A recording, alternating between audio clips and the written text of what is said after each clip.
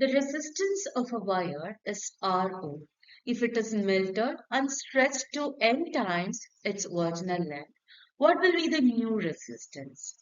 The resistance of a wire depends on its length and cross-sectional area, and the formula for calculating the resistance is nothing but R is equal rho L divided by. When the wire is stretched n times to its original length, the new length will be equal to En times L. So here there will be no change in the volume. The volume remains constant. So the cross-sectional area will becomes A divided by N.